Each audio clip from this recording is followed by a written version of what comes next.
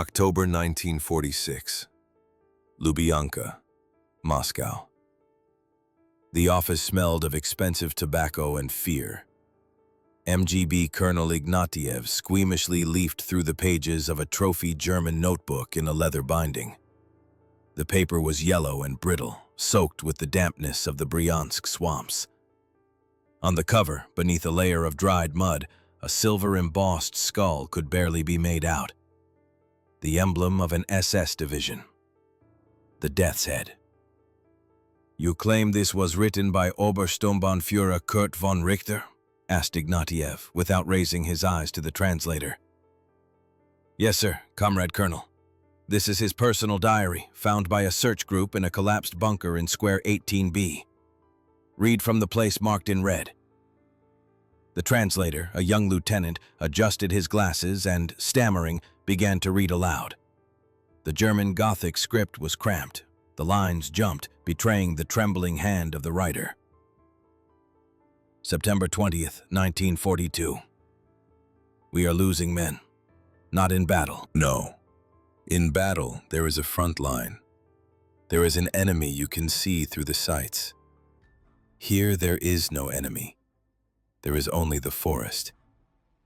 My soldiers, veterans of Poland and France, are afraid to leave the dugouts to relieve themselves. Yesterday, Unteroffizier Kraus's patrol found the bodies of missing signalmen on a forest path. They were not shot. They were gutted carefully, without excess blood, and left sitting at a table, playing cards with their own fingers. The locals call them the Wild Division. The Wild Division. Or vampires. They say they came from the east, from an icy abyss where there is no God. They are not communists, they are not partisans, they are beasts. They take no prisoners, make no demands, they simply kill. Methodically, silently, terribly. I am beginning to think that we are not fighting people, but this cursed Russian land itself, which has spawned demons for our destruction." The colonel slammed the notebook shut. "Vampires," he smirked. "A beautiful tale to justify one's own incompetence." "Comrade Colonel," the translator said quietly, "there is no information in the archives about a group with such a name. Not in the GRU lists, nor with Comrade Ponomarenko at the partisan movement headquarters. They are nobodies." "There are no people who belong to nobody, Lieutenant. There are those we have searched for poorly." To understand who really instilled animal terror in the SS elite, we need to rewind time 5 years back and move 8,000 kilometers eastward, to where geography ends and survival begins. Kolyma, Sevostlag, January 1942. There was no color here. The world consisted of 3 shades: white, snow, gray, sky and faces, and black, barracks and souls. The thermometer at the guard post showed -52. At such a temperature, spit freezes in flight, falling to the ground as an icicle. Metal burns skin to blisters, and a person turns into a mechanism for processing meager gruel into cubic meters of extracted gold. The Maldiak mine was considered deadly. Those whom the system wanted to grind into dust were sent here. There were no names here. There were numbers. Prisoner number Sh stood in formation at the morning roll call. His name was Andrei Volkov. In his previous life, a colonel of military intelligence, holder of the Order of the Red Banner, hero of Khalkhin Gol. In this life, an enemy of the people, convicted under Article 58 for espionage in favor of Japan. Nonsense that the investigator had concocted in half an hour. Volkov was from the former elite, but the zone had not broken him. It had frozen him. His face had turned into a motionless mask, covered with a crust of frostbite. His eyes, 2 shards of ice. He survived only because he had killed hope within himself. He lived one day at a time. To survive until lights out. Not to die at the mine face. To preserve warmth. But today, something changed. At night, over the camp radio, they broadcast a report from the Information Bureau. The Germans were near Moscow. The country was bleeding. Volkov listened, lying on his bunk, and felt how inside him, in that icy emptiness where his soul used to be, an ember began to smolder. Anger, not at Stalin, not at the guards, at the enemy who was trampling his land while he, a combat officer, rotted here, extracting gold for a country that had betrayed him. "Listen, Colonel," croaked a voice from the neighboring bunk. It was Gleb, nicknamed the Cannibal, huge as a bear, a repeat offender serving time for robbery and murder. His face was a map of scars. His nose was caved in. Syphilis or a club, hard to tell. The Cannibal was a force, a blunt, cruel, relentless force. In the camp, even the activists working for the administration feared him. "What do you want?" answered Volkov, without opening his eyes. "They say a new chief of security has arrived. A beast. Zharov is his surname. He promised to raise the quota by 20%. Anyone who doesn't fulfill it goes to the punishment cell. And the punishment cell at -50 is a coffin." "So what?" "So," the Cannibal leaned down from his bunk, breathing the heavy smell of rotten teeth. "We'll die, Colonel. We'll all be dead by spring. We need to break out." "Where to? Into the tundra? To feed the wolves?" "Better to the wolves than to these dogs. You're a smart guy, military. Think of something. I see you haven't given up." Volkov sat up, surveyed the barracks. 200 bodies in dirty, padded jackets. Someone was coughing blood. Someone was praying. Someone was staring madly at the ceiling. He began to select a team. "You cannot take ballast on an escape. You need specialists." The first was, of course, the Cannibal, a battering ram, muscles and rage. He would kill anyone who stood in the way, without asking questions. Second, he noticed the Yakut, a small, sinewy hunter from the locals, imprisoned for shooting a geologist who had insulted his guardian spirit. The Yakut was called Tungus. He was silent for days, but could hear a mouse running under the snow. In the taiga, he was worth a company of soldiers. Third was the artist, an old man of intelligent appearance, a musician, in civilian life a watchmaker and safecracker. He had golden hands. He could open any lock with a piece of wire and make a knife from a tin can. Lame in one leg, but cunning as a fox. And fourth was Violin, a kid of about 20, a former conservatory student imprisoned for a joke. Weak in body, but with a phenomenal memory and nimble thieving fingers. In the camp, he quickly retrained as a pickpocket. "A blizzard is coming," said Volkov, gathering them at night in the corner of the barracks near the latrine, where no one wanted to warm their ears unnecessarily. "For 3 days at least. The sky is black, the dogs are howling. This is death," said the artist, wrapping himself in a torn, padded coat. "In a blizzard, you can't stick your nose out." "This is a chance," Volkov cut him off. "Visibility 0. Tracks are covered instantly. Dogs won't pick up the scent. The guards and towers can't see anything beyond 10 meters. If we're going to leave, it's tomorrow." The plan was suicidal. In the morning at roll call, when the column was driven to the shafts, the Cannibal was to provoke a fight with the brigade of bitches. This would distract the guards. In the confusion, the 5 would break away. Tungus and Volkov would take out the sentries on the corner towers. In the blizzard, they were almost invisible. The artist would cut the barbed wire. Violin had to do the most difficult thing. Disable the perimeter by shorting the cable going to the searchlights. In the morning, Kolima howled. The wind knocked people off their feet, hurling icy pellets into their faces, sharp as broken glass. The world disappeared. Only white haze remained. "Go," whispered Volkov. The cannibal roared and threw himself at the foreman of the bitches, driving his head into the frozen ground with a kick of his boot. "Beat the bitch!" they shouted in the crowd. Chaos began. Hundreds of crazed people, hating each other, locked in a tangle. The guards began firing into the air, releasing dogs. Volkov and Tungus slipped like shadows toward the forbidden zone. The tower emerged from the white mist suddenly. The sentry, wrapped in a sheepskin coat, was trying to light a cigarette, hiding from the wind. Volkov threw a shiv. A heavy piece of sharpened rebar entered the sentry's throat. He did not even cry out, only gurgled and slumped. Tungus at the second tower worked cleaner. He simply broke the soldier's neck, sneaking up from behind like a cat. "Done," whistled Violin. The searchlights blinked and went out.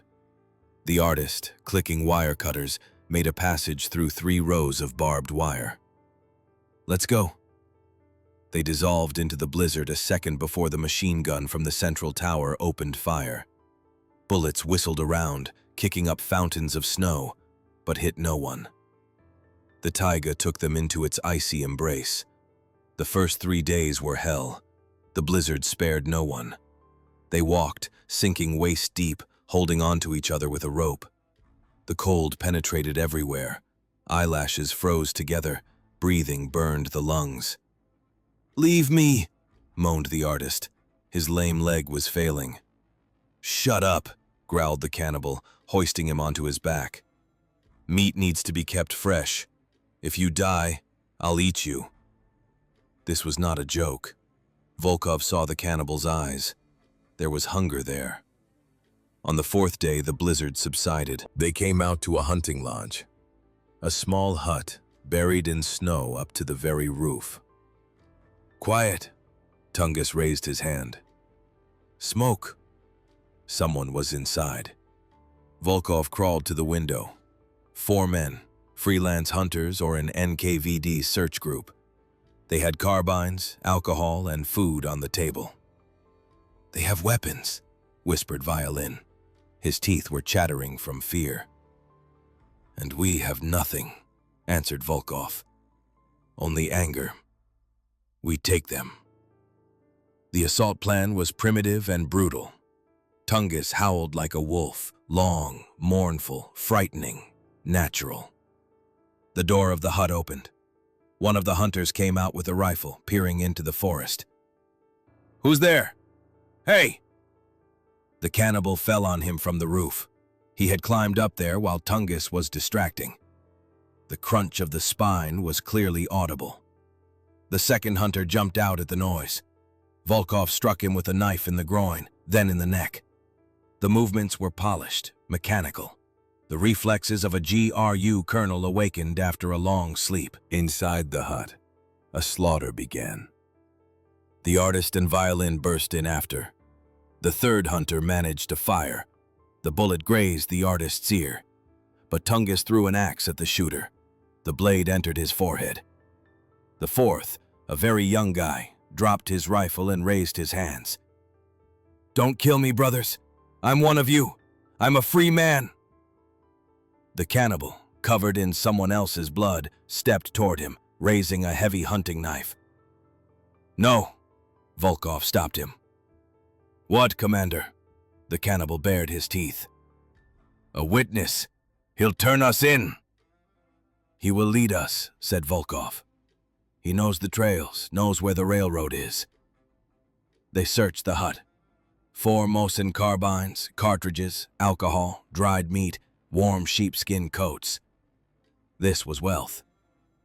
Volkov put on a sheepskin coat, took a carbine in his hands, worked the bolt. The metallic click sounded like music. He looked at his new army. A psychopathic criminal, a shaman killer, an old thief, a student pickpocket, and he, a former war hero who had become a ghost. "Listen to my command." Volkov's voice was quiet, but heavy as a gravestone. "We are dead to the camp, to the guards, to the country. We do not exist. We are shadows. Our goal is the west, the front. Why the hell do we need the front, boss? Spat the cannibal, stuffing his mouth with meat. We have guns, the taiga. We'll rob and live like kings. Volkov approached the cannibal closely. The muzzle of the carbine pressed into the giant's belly.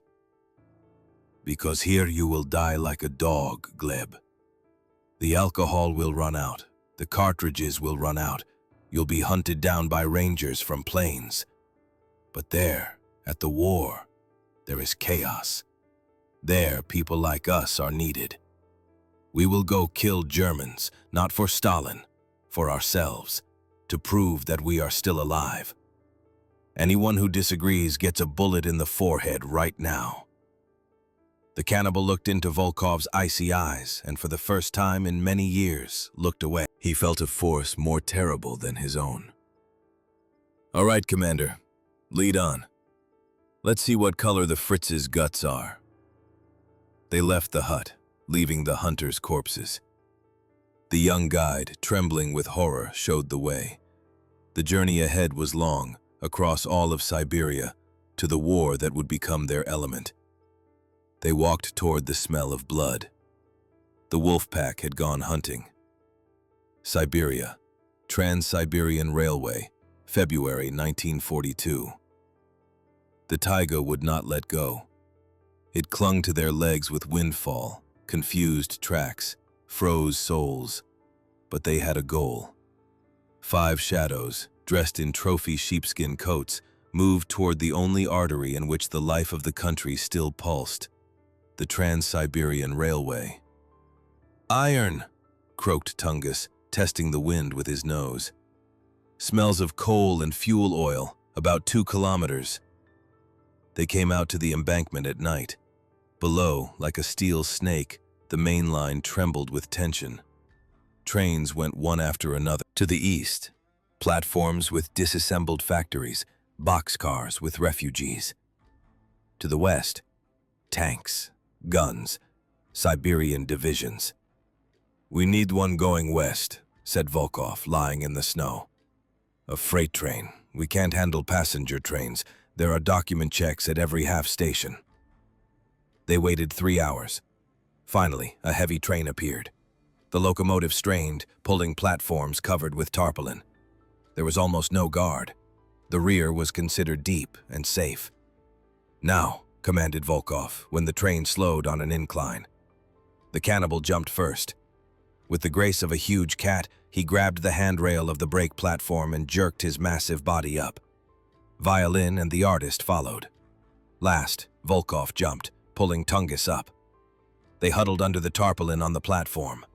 There were crates with aircraft engines. The smell of grease, the cold of metal, the roar of wheels. "Where are we going, Commander?" asked Violin, his teeth chattering. "To war, student. To war." The journey took almost a month. It was a month of rat-like existence. During the day, they hid in icy niches between crates. At night, at stops, they went hunting. Violin fed them. The former pickpocket turned out to be a genius of supply. He managed to penetrate station warehouses, break into dining cars on neighboring tracks, steal pies from careless vendors. But one day at Taishet Station, luck turned away. Violin was returning with loot, a sack of crackers and a can of stew. He was intercepted by an NKVD patrol. 2 well-fed, rosy-cheeked lieutenants in warm greatcoats. "Halt! Documents!" Violin froze. There was nowhere to run. I fell behind my train, comrade commanders," he bleated, playing the fool. "Fell behind. And what's in the sack?" "Stolen. Come with us to the commandant's office." Volkov watched this through a crack in the car, distance 50 meters. If they took Violin, he would break. They would beat him, and he would give everyone up. Volkov looked at the cannibal. He was sharpening a finished knife on the sole of his boot. "Gleb, we work quietly." "With pleasure." The criminal bared his teeth. They jumped from the other side of the train, circled the patrol from the rear, using the shadows of the cars. The NKVD men were relaxed. They were in the rear. They were the power. They did not expect death to jump on them from the darkness. The cannibal broke the first lieutenant's neck with one movement. The crunch of bones was drowned out by the locomotive's whistle. The second managed to reach for his holster, but Volkov was already there. A knife strike under the shoulder blade, a twist precisely into the heart. They dragged the bodies under the car. "Strip them," ordered Volkov. "Quickly." "Why?" Violin was shaking and vomiting bile onto the snow. "Because we need documents and uniforms. Now we are not escaped prisoners. We are an NKVD special group escorting secret cargo."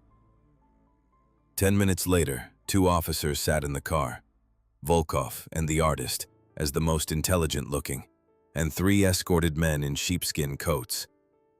The artist altered the documents, erased the ink with potassium permanganate, and wrote in new surnames. He forged the seals using a boiled egg and soot. Now they had names. Volkov became Major Gromov. The artist became Captain Lizitsyn. This was audacity bordering on madness. But in war, the one who is more audacious survives. Bryansk region, summer 1942. They got off the train at a small half-station before reaching the front. They could not go further. The zone of active combat operations was beginning. The contrast with Siberia was stunning. There was white silence. Here, green, stuffy, buzzing hell. The forest smelled of war, of rot, and a sweetish corpse-like odor. The sky trembled from the roar of aircraft. "Hot," spat the cannibal, unbuttoning the collar of his trophy tunic. "And the mosquitoes are vicious, worse than in Kolyma." They went deeper into the forest. Volkov was looking for a place for a base. He needed an island, a place where the Germans would not venture with their equipment and partisans would not come out of ignorance. Tungus found such a place after 2 days, a black swamp, an enormous bog, in the center of which rose a forested hill. One could reach it only by a narrow causeway hidden beneath the water. "Here," said the wolf, thrusting his sapper's shovel into the ground. "Here will be the wolf's lair." They began to settle in, digging dugouts, camouflaging them with turf so well that you would not notice them from 2 paces away. They made caches. Artist constructed a clever alarm system from fishing line and empty tin cans, rattles, placing them around the perimeter. But they needed weapons. Mosin carbines were for hunting elk. For war, they needed automatic weapons, machine guns, explosives. All of this the Germans had. First blood. Volkov conducted reconnaissance for a week. He studied the roads. The Germans felt like masters. They traveled in convoys but were not afraid. The partisans in this region were weak, scattered groups of encircled soldiers who thought more about food than about sabotage. Volkov chose a target, an Opel Blitz truck. Every Wednesday it carried provisions and mail from the district centers to the garrison in the village of Sosnovka. Guard detail, 2 motorcyclists and an officer in the cab. Listen to the combat order. Volkov unfolded a map on a stump. "We are not simply robbing a convoy, we are making a statement." "What statement?" asked Skripka, cleaning the nagan of a killed NKVD man. The fellow had changed. His gaze had become hard, piercing. "That a new master has appeared in the forest?" They set up the ambush at a turn where the road went downhill. Tungus climbed a tree. He had a carbine with optics, taken from that hunter in the taiga. Liudode and Artist blocked the road with a log. Volkov and Skripka lay in the bushes. The rumble of engines was heard at noon. First the motorcycles. The Germans rode with rolled-up sleeves, laughing. Tungus's shot was dry, like the crack of a branch. The driver of the first motorcycle jerked, and the machine, losing control, flew into the ditch. The second motorcyclist tried to turn around, but Liudode had already jumped onto the road.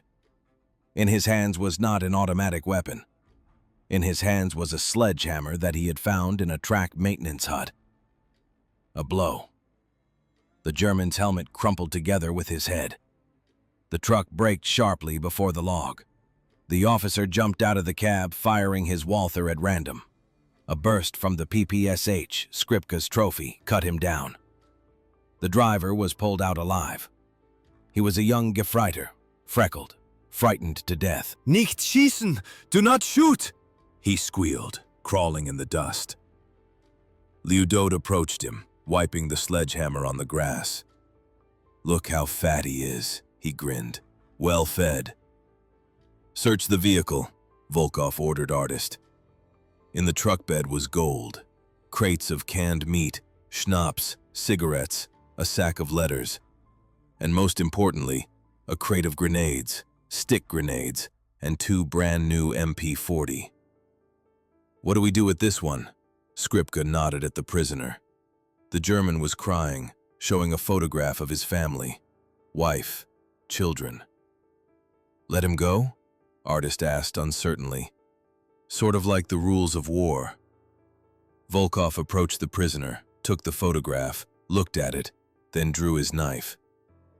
"We are not an army," he said quietly. "We are not partisans. We have no prisons.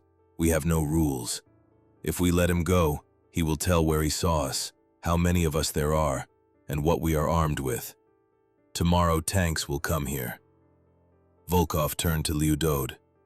"He is yours." "No!" Skripka shouted. "This is not allowed. This is savagery. This is survival, student. Get used to it, or go back to your mama." Liudode did not shoot. He did it with a knife. Slowly. He enjoyed the process. When it was all over, Volkov did what would become their signature. He took the German's blood and drew on the side of the truck a symbol, a wolf's head, crude, schematic, bared teeth. And then they mined the corpses. Echo. The next day, a German burial detail entered the village of Sosnovka. They saw the truck, saw the bodies. When the officer tried to turn over the driver's corpse, a grenade, without a pin, placed under the body, detonated. The explosion killed 3 more. That same evening, Obersturmbannführer Kurt von Richter, district commandant, read the report. The nature of the wounds indicates extreme cruelty on the part of the attackers. This is not the handiwork of local bandits. This is the work of professionals, devoid of morality. A sign was found on the side of the vehicle. Richter approached the map. The Bryansk forest was an enormous green patch. "Wolves," he muttered. "Well then, let us open the hunting season." But he did not know that the hunter here was not he. Deep in the swamps, by a campfire, 5 former convicts drank captured schnapps. "To the Wild Division," proclaimed Liudode, clinking his mug with Artists. "To those who are gone," answered Volkov, gazing into the fire. Their war had only just begun, and it would be more terrible than any nightmare the Germans had ever dreamed. The Bryansk forests, August 1942. War has a smell. At first it smells of gunpowder and iron, then of rotting meat and burning. But in August of 42, the Bryansk forest smelled of fear. This fear was sticky, thick, like morning fog over the swamps. Everyone exuded it. The German garrisons that barricaded their gates with sandbags at night.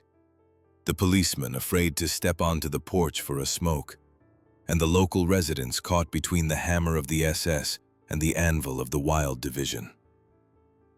Obersturmbannführer Kurt von Richter was not accustomed to fear. He was a Prussian aristocrat, an officer in the 3rd generation. He despised barbarians. But when he saw what remained of Lieutenant Weber's patrol on a kilometer of logging road, his hand reached for his cigarette case to hide the tremor. Lieutenant Weber was tied to a pine tree, His belly was ripped open.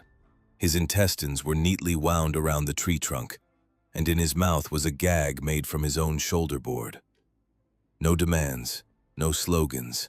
For Stalin, only a wolf's head carved with a knife on his forehead. "These are not partisans," said Richter, lighting up. "Partisans want to liberate the land, but these just want to kill." "What are your orders, Herr Obersturmbannführer?" asked the adjutant. "Comb the square." "Useless. The forest is their home." "Then we shall burn their home." Operation Scorched Earth. Richter ordered the destruction of 3 villages located within the gang's radius of operation. Just like that, as a warning. The village of Kryukovo was burned at dawn. The residents were herded into a barn. Volkov and Tungus watched this from the edge of the forest, lying in tall ferns. Tungus looked through the scope. His finger lay on the trigger, but he did not press it. "Commander," he whispered, "I can take out the officer." "No." Volkov's voice was cold as Kolyma ice. "There is a company there with mortars. If we shoot, they will blanket us with a square. We will die here, and it will not save the village." "There are women, children there." Tungus ground his teeth. "Watch," Volkov said harshly. "Watch and remember. Store up your anger. We will need it." They left in silence. Volkov understood. Richter was provoking them, wanting to draw them out on emotions, to make them commit a mistake. But Volkov did not make mistakes. He was a chess player who played with pieces made of bones. The chemist. At the base in the black swamp, work was boiling. Skripka had changed. The conservatory student had disappeared. In his place appeared a thin, sinewy fellow with a mad gleam in his eyes. He had found his calling. Skripka became a chemist. They found a downed Soviet bomber in the forest. The crew had perished, but in the bomb bay remained incendiary aviation bombs. Zap! Skripka, risking being blown to bits, extracted thermite compound from them. He mixed it with gasoline, added oil, tar, and rubber from old tires. "What are you brewing, student?" Lyudoid grimaced, passing by the dugout from which hellish chemistry reeked. "Molotov cocktail," Skripka grinned, stirring the black goo with a stick. "Only by my recipe. It cannot be extinguished with water. It burns through armor. It burns even under the skin." "Commander," Skripka approached Volkov in the evening. "We have gifts. 10 bottles and 3 landmines. We need a target." Volkov laid out a captured map. "Richter burned the village to deprive us of support. We shall deprive him of movement." His finger rested on a point on the map. "Station Uzlovaya 2. There are POL depots there. Petroleum, oil, and lubricants. Huge cisterns of gasoline for tanks heading to Kursk. If we blow this up, their tanks will stop, and Richter will burn at work." Meeting with the Reds. On the approach to the station, they ran into strangers. Lyudoed, walking point, suddenly froze and raised his hand. People in quilted jackets with red ribbons on their caps emerged from the bushes, armed with PPSHs. "Halt! Who are you?" shouted a bearded man with a commander's pouch. These were proper partisans. The Shore's detachment. Volkov stepped forward. He wore a German officer's tent cape without insignia. In his hands was a captured Schmeisser. "We are on our own, passing through." "On their own in the forest are only wolves," the commander spat. "I am Captain Zubov, NKVD. Present your documents." Lyudode, standing behind Volkov, laughed hollowly.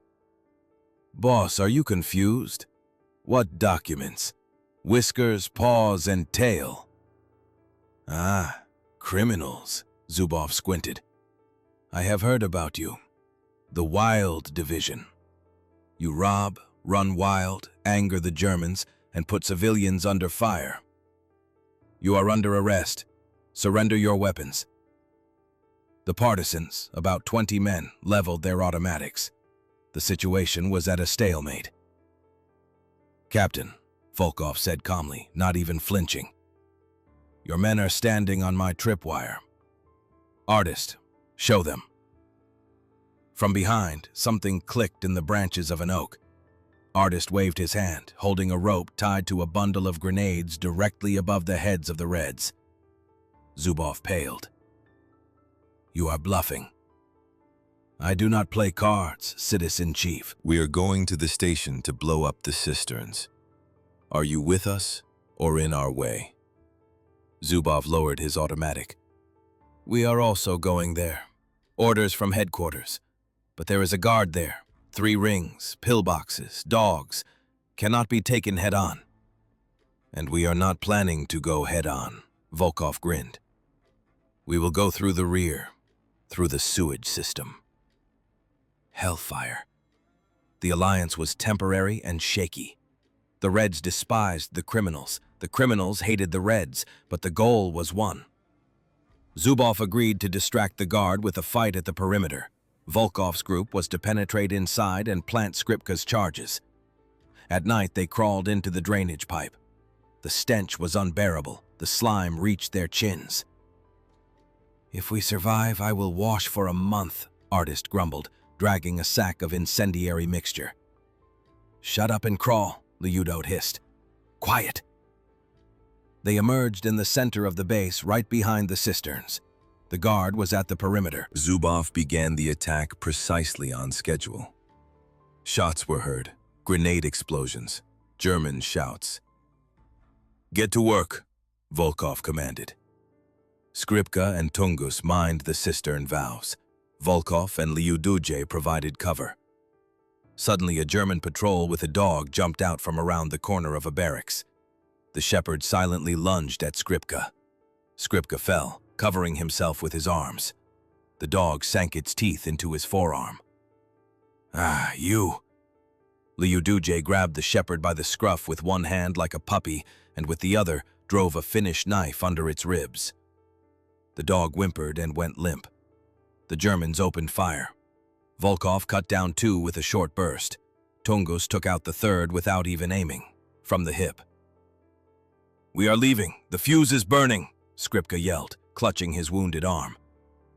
They ran to the breach in the fence that Artist had made. Behind them, a fireball erupted over the station. Skripka's hellish mixture worked. Burning tar scattered for hundreds of meters, sticking to walls, equipment, people. Water did not help. Germans rolled on the ground, turning into living torches. The explosion of the second cistern hurled a railroad car into the air. Station Uzlovaya 2 ceased to exist. Mutiny. They retreated into the forest, breaking away from pursuit. The Reds withdrew to the north, the Wild Division to their swamps. In the camp, euphoria reigned. Lyudot pulled out captured schnapps. "Did you see how the Fritzes burned?" he roared, waving a piece of roasted meat. "Now that is work. We are gods of this forest." He was drunk and dangerous. "Commander," Lyudot approached Volkov. "Listen, I will tell you something. Enough of us running around. We are tough. Let us take the district center. There is a bank there. There are women. We will have a good time, and then we will go to Ukraine. It is warmer there." "We are not bandits, Gleb," Volkov said wearily, cleaning his weapon. "We are fighting a war." "To hell with your war," Lyudot exploded. "I am a thief. I want to live well. Who is with me?" He swept his gaze over the others. Artist looked away. Skripka shrank. Tungus sharpened his knife, pretending not to hear. Lyudot drew his pistol. "I am in charge now. This little officer will lead us all to a firing squad." Volkov stood slowly. In his hand was no weapon. "Put down the gun, Gleb." "Or what?" Lyudot aimed the Walther at Volkov's chest. "What will you do to me, Colonel? Kill me?" I will break you in half." He did not finish speaking. Volkov did not reach for a pistol. He threw a handful of hot ash from the fire, which he had imperceptibly scooped up with his hand, into Liudote's face. Liudote howled, covering his eyes. In the same second, Volkov was beside him. A knee strike to the groin, an edge of hand strike to the Adam's apple, an arm lock, the crunch of a joint. The pistol fell into the grass. Volkov threw the giant face down into the mud and pressed a knife to the back of his neck. "Move, and I will sever your tendon. You will crawl," he whispered. Silence hung over the camp. "You are strong, Gleb," Volkov said, breathing heavily. "But you are a fool, and fools in war live until the first dawn. I will not kill you. I need you. If you raise a gun at your own again, I will feed you to the ants. Understood?" "Understood, Commander," Liudod wheezed. "Dirt. Let go." Volkov removed the knife, stood up. "Everyone sleep. Tomorrow will be a hard day." He knew that Liudod nursed a grudge, but for now the hierarchy was restored. The wolf pack had recognized the alpha, the hunter. In the morning, a liaison from the village came to their camp, a boy about 12 years old. "Uncle Commander," he shouted, out of breath. "There, in Sosnovka, new Germans have arrived." "What Germans?" Volkov asked. "Terrible ones. Their uniforms are not like the SS, black, but with skulls and bones on the sleeve. And they have huge dogs, shepherds." Volkov exchanged glances with Tungus. "Jaegers?" the Yakut asked. "Worse," Volkov said. "This is a Jagdkommando, manhunters. Richter has called in professionals." In Sosnovka, at headquarters, Richter drank coffee with Hauptmann Strom, commander of the arrived special unit. Strom was short, sinewy, with a scar across his entire face. He was not an aristocrat. He was a killer. "You say these are wolves?" Strom examined a photo of the burned station. "No, Herr Richter. These are rats. And rats are not caught with roundups. Rats are caught with bait." "What bait?" "The sweetest. We shall give them what they want. Victory. Easy prey. And when they sink their teeth into it, the trap will snap shut." Strom placed his finger on the map. "Here is an old sawmill. We shall spread a rumor that there is a warehouse there with new weapons, and we shall leave it unguarded." "They will not bite," Richter doubted. "Their commander is clever." "Clever, but he is proud. He thinks he is master here. We shall play on his pride. And I also need one of the locals, someone who knows their trails. Find me a traitor at any price." In the forest, in the wolf's lair, Volkov cleaned his automatic. He felt the ring tightening. The air had become dense. The games were over. The hunt for survival had begun. September 1942. The Red October sawmill. The silence was wrong. The forest was silent. Birds did not sing. Even the wind, it seemed, was afraid to stir the tops of the pines. Volkov lay in hazel bushes, examining the old sawmill through binoculars. "Cheese in a mousetrap," Tungus whispered, lying beside him. "Too quiet. The guard. 2 sentries. And this is at a warehouse with new weapons." "This is not a warehouse," Volkov answered, lowering the binoculars. "This is a scaffold."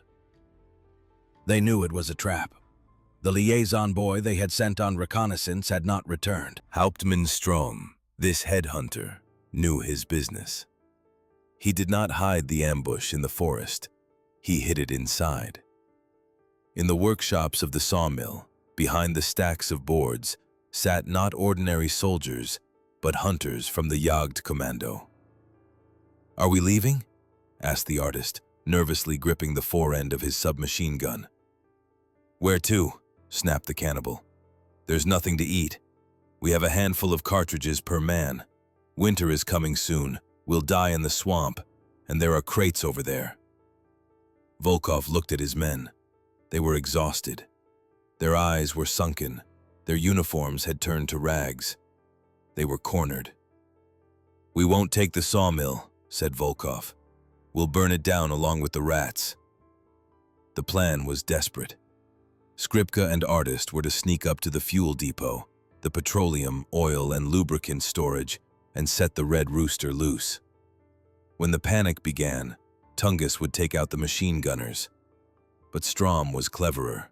As soon as Skripka cut through the barbed wire, the searchlights flared up. Blinding white light flooded the perimeter. "Fire! Fire!" came the command from the megaphone. The MG-42 machine guns opened up, Hitler's saws.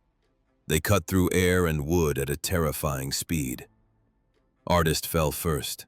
A burst shattered his legs. He didn't scream. The old thief knew what pain was. He simply rolled onto his back and, pulling the pin from a grenade, hurled it toward the searchlight. Explosion. The light went out for a second, but that was enough. "Get out!" Artist yelled. "I'll cover you." He remained lying in the mud, firing single shots from his PPSH until the hunters came right up to him. The last thing he did was spit blood onto a German officer's boot and laugh. A shot to the head cut off the laughter. Retreat. They withdrew through the swamp. The hunters were on their heels. The Germans had dogs and they knew the trails. Someone from the locals had betrayed them after all. Skripka was wounded in the shoulder. The cannibal dragged him along, cursing through the entire forest. "Leave me, Gleb," the student whispered. "Shut up, you walking corpse. We don't abandon our own. This isn't the zone." They broke away only by dawn, squeezing into an old badger's den under the roots of an uprooted oak. Artist was gone. Cartridges were almost gone. The base in the black swamp was exposed. Volkov sat leaning against the damp earth. He looked at the map. The ring had tightened. Strom and Richter had driven them into a corner. "Well, Commander?" the cannibal asked hoarsely, bandaging Skripka with a dirty rag. "The final comedy. We'll split up one by one." Volkov raised his eyes. There was no more ice in them. In them burned a fire that made one afraid. "We're not rats to hide in burrows. We're wolves, and wolves, when they're cornered, leap for the throat." He jabbed his finger at the map, at the center of the German defense, at Count Tolstoy's estate, where the SS division headquarters was located, Richter's lair. The last raid. It was madness. 4 ragged, wounded men against an entire garrison. But they had a trump card, the sewers. The old Count's estate had a drainage system that led out to the river. Volkov had found it on old plans even at the beginning of the war. On the night of September 25, 1942, they entered the water. The icy slush reached their chests. "Skripka, how are you?" Volkov asked. The student was pale.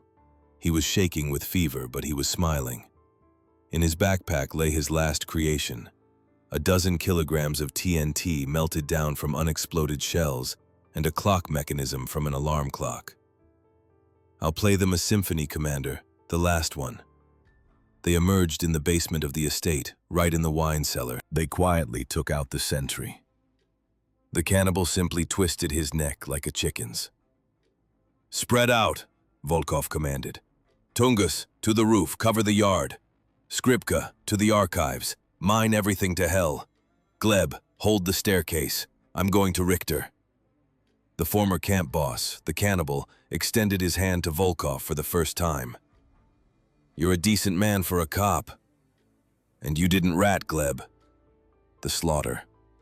The first explosion thundered at 3 o'clock. Skripka blew up the door to the armory to get cartridges. The estate awoke, sirens wailed, but the wild division was already inside. The cannibal stood on the wide marble staircase. In each hand he held an MP-40. "Come here, fascist scum," he roared. "The meat has arrived." The Germans climbed from below. The cannibal poured lead on them without hiding. Bullets hit him, but he seemed not to feel the pain. He was a berserker, a death machine. When the cartridges ran out, he grabbed a heavy bronze statue and hurled it into the crowd of hunters. They killed him with a grenade. He died standing, blocking the passage with his enormous body. On the roof, Tungus waged his duel. Jagdkommando snipers tried to take him out from neighboring trees. The Yakut laughed. He was the spirit of the taiga.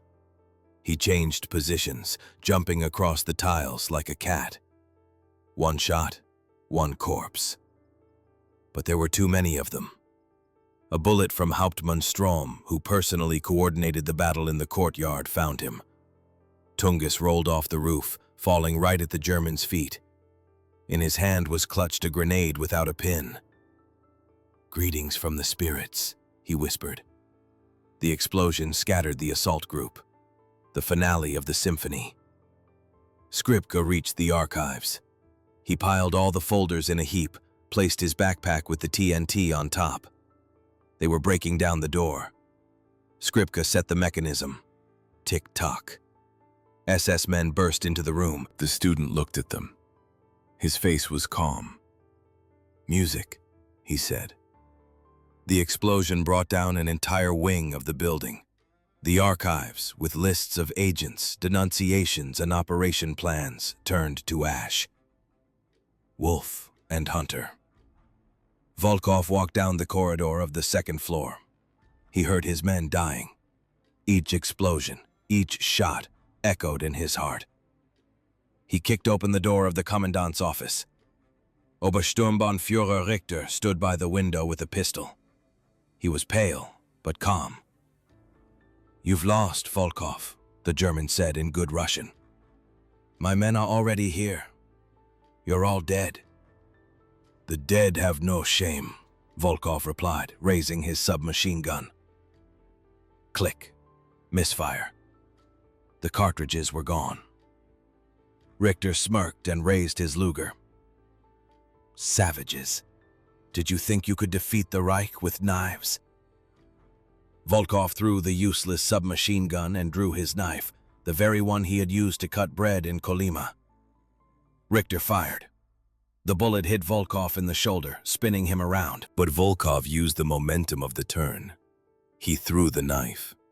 The blade entered the German's throat up to the hilt. Richter wheezed, clutching his neck. Blood flooded his perfect uniform. Volkov approached him.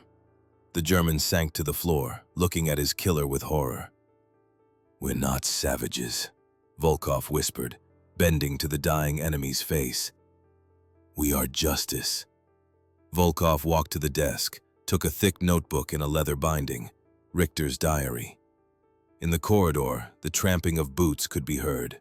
Strom and his hunters. There was no way out. Volkov opened the window.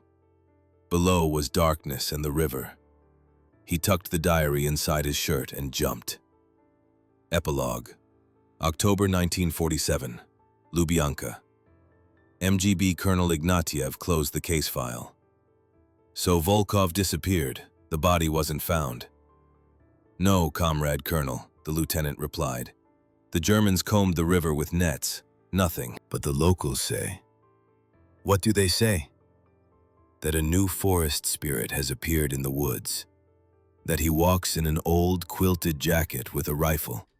And that every spring fresh flowers appear on the graves in the village of Sosnovka, where those killed by the punitive forces are buried. And at the site of the burned sawmill, someone carved 4 names on a tree. Gleb, Pyotr, Yakut, Alexei." The colonel walked to the window. Moscow was being rebuilt, healing its wounds. "Close the case, Lieutenant, to the archives. Classification, keep forever." "What about Volkov? Should we put out a search?" "Search for whom? A ghost. Let him walk. The forest is large. Maybe he's more needed there than here." The colonel took a trophy cigarette case from his desk drawer. On it was an engraving, a wolf's head. This cigarette case was found among the belongings of the killed Hauptmann Strom, who was found with his throat cut a week after the assault on the estate. Wolves go to heaven, Lieutenant, but the memory of them remains on Earth. You're dismissed. In the distant Bryansk forest, by a campfire, sat a gray-haired old man. He was cleaning an old, worn rifle. Next to him sat an enormous gray wolf. The old man looked at the fire. In the dance of the flames, he saw faces: the smiling Skripka, the grim Cannibal, the squinting Tungus, and artist with his eternal hand-rolled cigarette. "Sleep peacefully, brothers," he said quietly. "I'll stand watch." The end.